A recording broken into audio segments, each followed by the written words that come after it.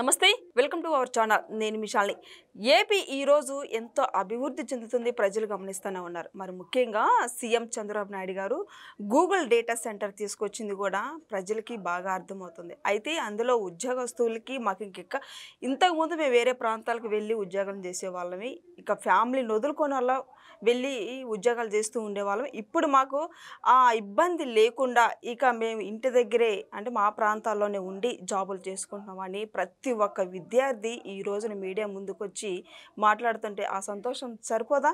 ఇది సీఎం చంద్రబాబు నాయుడు గారి లక్ష్యం అంటే ఇది ఇలా ఉండాలని ప్రజలు ప్రతి ఒక్కరు కోరుకుంటున్నారు. అయితే దీని మీద పూర్తిగా విశ్లేషించడానికి మన దగ్గర స్టూడియోలో ఉన్నారు అనలిస్ట్ షణ్ముఖ్ గారు ఉన్నారు. వారిని అడిగి విషయాలను తెలుసుకునే ప్రయత్నం చేద్దాం. షణ్ముఖ్ గారు నమస్కారం. నమస్కారం అండి. ఈరోజు ఏపీలో గూగుల్ డేటా సెంటర్ తీసుకొచ్చినప్పటి నుంచి కూడా వైసీపీ వాళ్ళు జీర్ణించుకోలేకపోతుంది మనం చూస్తూనే ఉన్నాం. అయితే ఈరోజు ప్రతి ఒక్క విద్యార్థి ఉద్యోగాలు చేసేవాళ్ళు ప్రతి ఒక్క విద్యార్థి కూడా ఇంతకుముందు వేరే ప్రాంతాలకు వెళ్ళి వాళ్ళు జాబులు చేసుకోవడం వేరే దేశాలకు వెళ్ళి జాబులు చేసుకోవడం అది వాళ్ళు ఇబ్బంది పడుతూ అంటే ఒక కుటుంబాన్ని వదులుకొని వెళ్ళి ఇబ్బంది పడుతూ ఇప్పుడు గూగుల్ డేటా సెంటర్ వచ్చిన తర్వాత ప్రతి ఒక్క విద్యార్థి కూడా మాకు ఇది చాలు మా ఇంటి దగ్గర ఉండే మేము జాబులు చేసుకుంటాము అని ప్రతి ఒక్క విద్యార్థి ఈరోజు మీడియా ముందుకు వచ్చి మాట్లాడుతుంటే ఇది కదా కావాల్సిందని ప్రజలు చాలా సంతోషంగా ఉన్నారు. దీని మీద మీ అభిప్రాయం ఏంటి? అసలు ముందుగా నారా చంద్రబాబు నాయుడు గారికి, నారా లోకేష్ గారికి, నరేంద్ర మోడీ గారికి, పవన్ కళ్యాణ్ గారికి మనం ఖచ్చితంగా ధన్యవాదాలు చెప్పుకోవాలి. ఎందుకంటే గూగుల్ అంటే ఈరోజు టెక్నాలజీ రంగంలో ప్రపంచాన్ని శాసిస్తున్నటువంటి కంపెనీలలో వన్ ఆఫ్ ది టాప్ 5లో ఉన్నటువంటి కంపెనీ.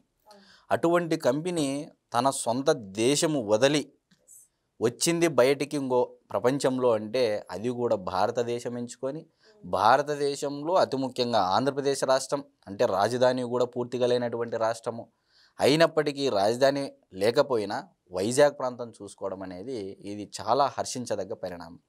ఎందుకు ఈడ మనం పదే దీని గురించి ఎందుకు చెప్పాల్సి ఉంది అంటే ఈరోజు గూగుల్ కంపెనీ డేటా సెంటర్ తను ఇక్కడ పెట్టడానికి ఏకంగా పాలసీలో కూడా భారతదేశ ఐటీ శాఖ మంత్రి అంటే ఆయన సలహాలతో పాలసీలు కూడా చేంజ్ చేసి తెచ్చినటువంటి కంపెనీ. ఇదేదో జగన్మోహన్ రెడ్డి గారు లెటర్ రాస్తానో లేకపోతే ఆయన చెప్తేనో వచ్చినటువంటి కంపెనీ కాదు. 13 నెలల కష్టం ఉంది నారా లోకేష్ గారిది. 13 నెలల కష్టం ఆయన చెప్పుకోవట్లేదు నారా లోకేష్ గారు.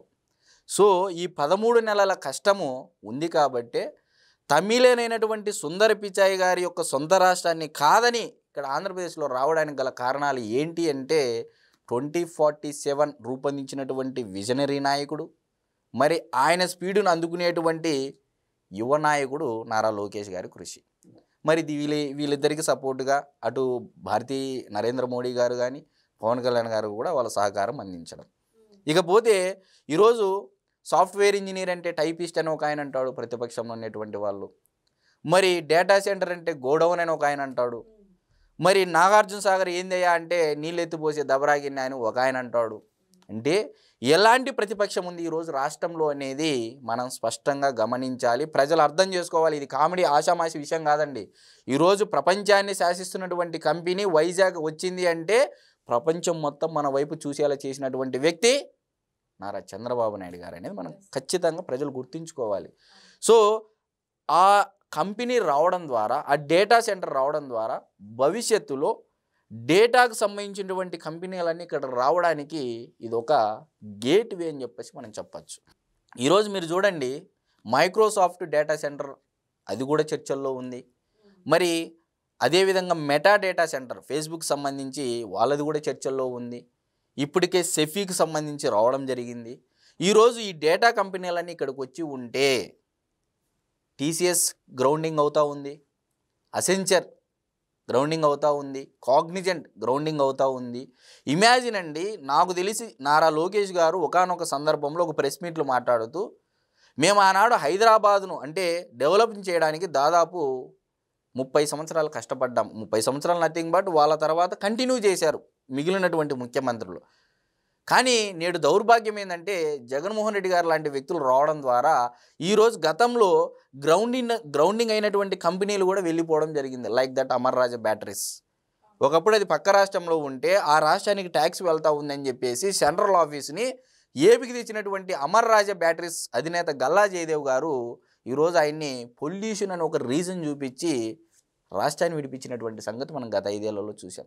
ఒక అమర్ రాజా బ్యాటరీసే ఆయన కట్టేటువంటి ట్యాక్స్తో ఒక నెల పింఛన్లు ఇవ్వచ్చండి రాష్ట్రం మొత్తం. అటువంటి కంపెనీని నిర్దాక్షిణ్యంగా పొల్యూషన్ అనే ఒక రీజన్తో బయటికి పంపించేయడం జరిగింది. మరి నిజంగా అదే పొల్యూషన్ అనుకుంటే ఈరోజు భారతీ సిమెంట్స్లో పొల్యూషన్ రాదా, దాల్మియా సిమెంట్స్లో పొల్యూషన్ రాదా, సండూర్ పవర్ ప్లాంట్లో పొల్యూషన్ రాదా? అంటే జగన్మోహన్ రెడ్డి గారికి కమిషన్లు ఇవ్వకపోతే, లంచాలు ఇవ్వకపోతే ఆ కంపెనీలు రాష్ట్రాన్ని వదిలిపెట్టి పోవాల్సిందేదే. జగన్మోహన్ రెడ్డి గారు రాసినటువంటి లేఖ ద్వారానే ఈరోజు ఏఐ డేటా సెంటర్ వచ్చిందని కొంతమంది ఊకదంపుడు ఉపన్యాసాలు ఇచ్చారు. అవును, ఇప్పుడు కూడా అదే ప్రచారం. రాప్తాడులో జాకీ కంపెనీ డ్రాయర్లు ప్రొడక్షన్ చేసేటువంటి కంపెనీ వెళ్ళిపోతే రిటర్న్ తేలైనటువంటి ఈ వ్యక్తులు ప్రపంచాన్ని శాసిస్తున్నటువంటి కంపెనీలో one of the most valuable company అయినటువంటి గూగుల్ కంపెనీ వైజాగ్ వచ్చిందంటే వీళ్ళ వల్ల అంటే ప్రజలు ఎవరైనా నమ్ముతారా? ఇంకా నమ్మేటువంటి వాళ్ళు ఉన్నారు అంటే అది వారి యొక్క తెలివికి, వారి యొక్క విచక్షణ జ్ఞానానికి మనం వదిలివేయాలి. ఎందుకంటే మూర్ఖులతో వాదన పెట్టుకోకూడదు అని చాణక్య నీతి ఉంది కాబట్టి. సో ఇప్పుడు ఏఐ డేటా సెంటర్ రావడం ద్వారా ఇన్ఫ్రాస్ట్రక్చర్ నుంచి మొదలు పెడితే మానిటరింగ్ రూమ్ వరకు సో దాదాపుగా 2 లక్షల జాబులు వస్తాయి అని చెప్పేసి ఇదే డేటా సెంటర్లో అనుభవం ఉన్నటువంటి టైరాక్స్ డేటా సెంటర్ సొల్యూషన్ CEO అయినటువంటి రవికుమార్ గారు స్పష్టంగా ఆయన ఒక వీడియో చేయడం జరిగింది.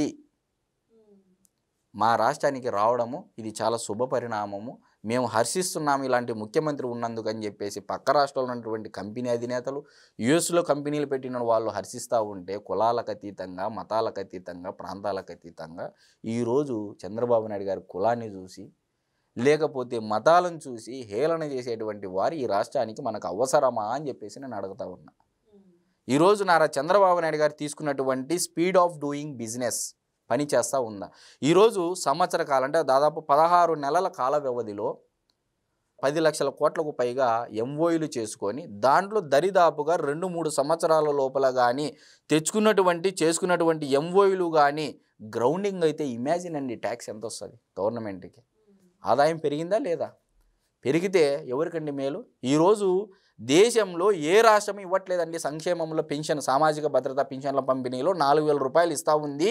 65 లక్షల మందికి పైగా ఇస్తూ ఉంది సామాజిక భద్రత పెన్షన్లు. అంటే దేనివల్ల వస్తుంది? మళ్ళీ ఇదే జగన్మోహన్ రెడ్డి గారు ఎందుకు ఇవ్వలేకపోయారు అంటే పేదల పట్ల ప్రేమ లేదు. రాష్ట్రంలో అంటే రాష్ట్ర జీడిపిని పెంచడంలో, జిఎస్డిపిని పెంచడంలో ఆయనకు జ్ఞానం లేదు. అంటే నాకు తెలిసి ఆయనకి ఎక్స్పర్టైజ్ కాదు, ఆయన కేవలం బిజినెస్ మైండ్ సెట్. ఈరోజు మద్యం ఉంది, ఫ్రంట్ ఎండ్ ఏం చూపించారు? మద్యపానము నిషేధము అన్నారు. బ్యాక్ ఎండ్ ఏం జరిగింది? ప్రభుత్వమే మద్యం అమ్మింది. ఎంతకు అమ్మింది? 10 రూపాయలు అంటే గతంలో 50 రూపాయలు ఉండే బాటిల్ 150-180 రూపాయలకు అమ్మేసరి. అంటే ఈ తరహాలో ప్రజలకి అరచేతులు వైకుంఠాన్ని చూపించి దోపిడీ చేసి వేరే ఖండాలకు తరలించినటువంటి చరిత్రలు ఈరోజు మనం పేపర్లలో, మీడియా కథనాల్లో వింటా ఉన్నాం. ఏంటి నకిలీ మద్యం మాఫియా కూటమి ప్రభుత్వం చేస్తూ వైసీపీ వాళ్ళు మా మీద కుట్ర చేస్తున్నారు అన్న వ్యాఖ్యల్ని ఏ విధంగా చూడాలి? ఫస్ట్ లాస్ట్ 5 ఏళ్లలో ప్రభుత్వం అంటే మద్యం ఎవరు అమ్మారు చెప్పండి? ప్రభుత్వమే కదా, ప్రభుత్వమే మద్యం అమ్మింది. అంతకుముందు 5 ఏళ్లలో మద్యం ఎవరు అమ్మారండి? మధ్యలో ఉన్నటువంటి లైసెన్సులు తీసుకున్న వాళ్ళు, అంటే మద్యం అమ్మేటువంటి షాపులు వాళ్ళు చేసుకున్నారు. ఈరోజు ఏకంగా ప్రభుత్వమే మద్యం అమ్మితే గత 5 ఏళ్ళు అంతకుముందు ఉన్నటువంటి రేట్లు కాకుండా పెంచినటువంటి రేట్లు అమ్మితే ఇంత క్లియర్గా అవినీతి జరుగుతూ ఉంది. ఎక్కడన్నా ఫోన్పే ట్రాన్సాక్షన్స్ జరిగాయా మద్యం షాపుల్లో? మరి ఏంది ట్రాన్స్పరెన్సీ ఎక్కడుంది? ఏ డిస్టిలరీ నుంచి ఎంత మద్యం వస్తుంది అనేది ఇప్పటికి డేటా లేదు. మరి ఎలా చెప్తారు మీరు? దాంట్లో పారదర్శకంగా ఈరోజు మద్యం మీద కూటమి ప్రభుత్వం చేసింది. ఈరోజు కూటమి ప్రభుత్వం ఏం చేస్తూ ఉంది? QR కోడ్ తెచ్చింది.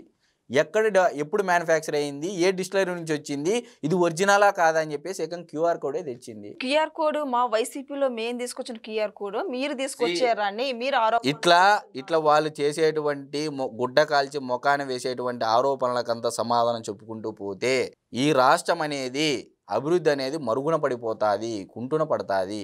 ఈరోజు మద్యం అనేది ఒక పాలసీ తీసుకుంది. ఏ ప్రభుత్వమైనా మద్యం గతంలో వాళ్ళు పాలసీ తీసుకున్నారు, దాంట్లోకి ఎంటర్ కావడం. ఈరోజు మద్యం స్కామ్ జరిగిందని చెప్పేసి లబ మద్యం తాగి ప్రియులగా ఈరోజు కూటమి ప్రభుత్వానికి ఓటేస్తే ఇట్లా మ్యాండేట్ వచ్చిండేది. మరి గత 3,750 కోట్ల రూపాయలు కేవలం ఇప్పటి వరకు తేలినటువంటి లెక్క. ముడుపులు అందినాయి అని.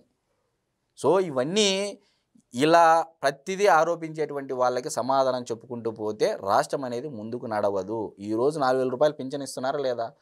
ఆర్టీసీ ఫ్రీ బస్ ఇస్తున్నారా లేదా? మహిళలకి గ్యాస్ సిలిండర్లు ఇస్తున్నారా లేదా? అన్నా క్యాంటీన్ల ద్వారా పేదలకు నాణ్యమైనటువంటి భోజనం అందిస్తున్నారా లేదా? మరి అన్నదాత సుఖీభావ కింద మోడత కింద డబ్బులు వేసారా లేదా? ఈరోజు డ్రిప్స్ 90% సబ్సిడీతో మా రాయలసీమ రైతులకి ఇస్తున్నారా లేదా?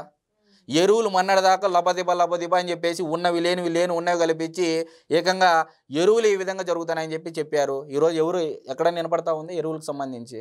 ఎందుకంటే ఈరోజు తప్పును సరిదిద్దుకునేటువంటి ప్రభుత్వం ఉంది, చెవులు మూసుకున్నటువంటి ప్రభుత్వం కాదు. సమస్యని విని అర్థం చేసుకొని ఎప్పటికప్పుడు రెక్టిఫై చేసుకునేటువంటి ప్రభుత్వం ఉంది. కాబట్టి ఈరోజు గత 5 ఏళ్లలో ప్రభుత్వము ఎన్నో స్థానంలో ఉంది, ఈరోజు ఎన్నో స్థానంలో ఉంది. పెట్టుబడుల వేటలో 2వ స్థానంలో ఉంది దేశంలో. మరి ఎందుకు గత 5 ఏళ్లలో రాలే అంటున్నా? జగన్మోహన్ రెడ్డి గారు బొమ్మను చూసి గత 5 ఏళ్లలో ఇదే స్థానము ఎందుకు రాలేదు అని చెప్పేసి ప్రజల తరపున నేను అడుగుతా ఉన్నా. కాబట్టి రాజకీయంగా ఆరోపణలు చేయండి, ఏదో గుడ్డ కాల్చి ముఖాన వేయాలన్నట్టు ప్రతిదానికి ఆరోపణలు చేసుకుంటా పోతే మీ యొక్క విలువను, మీ యొక్క మాటకు ఉన్నటువంటి విలువను, శాంసిటీని మీరే కోల్పోతారు ప్రజలలో అనేది అయితే నేను ఖచ్చితంగా చెప్తాను. Thank you.